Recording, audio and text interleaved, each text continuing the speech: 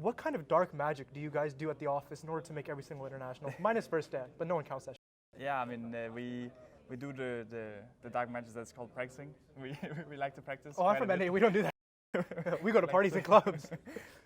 Hello, we're joined by Caps on day one of MSI Media Day. Unfortunately, there wasn't room in the budget for chairs. They talk about esports winter this, esports winter that. And as a winter yourself, what are your thoughts on the fact that we don't have chairs present? I mean, it's always good to stand up a bit, you know. We sit down a lot as gamers, so having a bit of a stand-up is nice. How much would you say your emphasis or kind of concentration is in terms of ergonomics and sitting with a good posture? How much does that mean to you? I mean, definitely means a lot. I think we sit down a lot every day. And my dad would always like push me a bit in the back, you know, if it was a bit more bent over. So. Do you ever worry about post-playing you might have any back issues, or do you think you're in a good spot? I think I'm in a decent spot right now. I probably still need to improve it a little bit, but... Yeah, I feel like back and wrist are the two things you need to watch out for as a league player. So Caps, recently in the LEC we've seen a little bit of a trend of regional pride kind of taking place over traditional fandom. You know, we have MikyX kind of representing Spain, we have KC representing France, and then we have what used to be Rogue representing, and you're Danish yourself. But there isn't a Danish League of Legends team. And when I think of Denmark, I think of Danish muffins. What do you feel like people should think of when they think of Denmark? That's a good question. I mean, we have the Little Mermaid, of course. So yeah. You have the Little Mermaid? Yeah, the little, Ariel? What? Yeah, like the original story from like H.C. Andersen. So we have that going for us. So in that case, how much of the Disney recreation is inaccurate? Do you think it's a pretty accurate portrayal? Assuming you've watched it at some point. Yeah. Well, I don't know if, like, I'm not gonna lie, I think I only really watched the movie. Maybe I got told the story as a kid, but I don't remember that much. So I would say it's like a somewhat accurate. It probably got changed a little bit. I'm sure the old version was a bit more extreme. Usually the maybe old stories are. Yeah, usually. Do you remember the old Starbucks logo? The old Starbucks logo? I don't think so. Basically, it was like the mermaid we could see her tits. Oh, really? Do you remember that? I don't they kind of rebranded it. It's like a lot more PG now. I remember that. I was like a 6-year-old and I'm like, is this allowed? But I also don't know why I was drinking coffee at 6. Anyways, back to the current, obviously, as I mentioned, there's a lot of newer, kind of stronger brand value. And I think over time, we've seen a lot of our childhood legends. See, I think a lot of people look up to people like Messi, Ronaldo. I look up to you and Yankos. Yes! Yes! But obviously, Yankos, I don't know where the hell he's at. Perks just recently announced his retirement. So how do you feel about being one of like the kind of few players that really remain from the older days, say almost a decade ago at this point? Yeah, I mean, it feels maybe weird to think of it like that, because I started playing with like both Reckless and Soas, and for me those were the players that had been there forever, right? And to now think back and realize that I've played so many years, it definitely feels a bit weird. But let's see if we can make it count. Do you feel like the newer generation has that kind of charm that the older generation did? Because I remember, I'm from NA, so if anything, I should be cheering against you at every single opportunity I should get. But I remember 2020, I remember 2019, all these moments where I'm like, oh, G2 is kind of doing, I would cheer for you guys because it's like Western, you know, unity.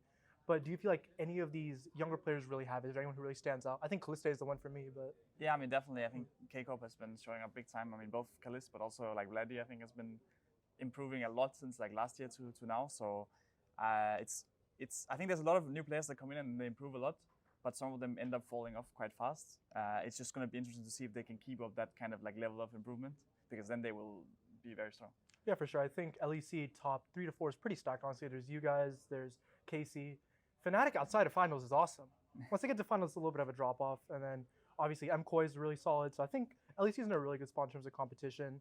Now kind of fast forwarding a little bit, they say there's 2 inevitables in life, death and taxes. Now personally, I'm a fan of tax evasion. I don't know if you feel the same way. Not really. You pay your taxes? Yeah. That's good to know. But I feel like there's a third inevitability, and it's G2 making internationals. So I feel like now there's really 3 inevitabilities to life: death, taxes, and G2 making internationals. Yeah. What kind of dark magic do you guys do at the office in order to make every single international? Minus first dad, but no one counts that shit. Yeah, I mean, we do the dark matches that's called practicing. We like to practice. Oh, I'm from NA, we don't do that shit. We go to parties and clubs. No, but I mean, we've had like not the kind of year we won yet so far, but we definitely happy with making MSI, and think we can learn a lot from making MSI. And hoping that we will make worlds as well right at the end of the year. Who did you sacrifice to make it to MSI? Well, I guess we sacrificed Miky and Yike. Oh, that is true. It was a necessary sacrifice. Walking is a really solid way to stay healthy. I feel like when you're going through weight loss, I personally have done a ton of walking. What do you do while you're walking though? Because like I'm someone who likes to listen to music. I know some people read while walking, but that seems pretty dangerous. What do you like to do? Probably, ideally with someone that makes it more fun, and then maybe talk about like talk about draft. It's always nice. Talk about League of Legends. Try and come up with. I guess if we lose the first day, we will need to come up with a strategy for the next day because we still have like the lower bracket. So that will be the strategy. Maybe I'll take someone with me back on the walk. Yeah, I mean, I'm someone who oftentimes I find myself finding great inspiration from shower thoughts. You know, having a thought in the shower. What would you say is your greatest shower thought of all time? I'm talking way back to when you were a kid even. Like, what is something you thought about in the shower where it literally changed your life? I mean, I think the best that comes to my mind right now would probably be the Como Lulu we ended up playing in like season 10. Oh, that's a throwback. Because not even the Vayne mid? What? The Vayne mid? But that was like, I mean, that was more like in the middle of the series, I guess. Oh, so I it wasn't a shower thought. Yeah, but this one was more like when I was sleeping, kind of like when I was like lying in bed. So it's not quite shower. You dreamed of front-to-back team fights. Yeah, not quite the shower, but close enough. But I'll go with that one. Do you feel like esports players take enough showers?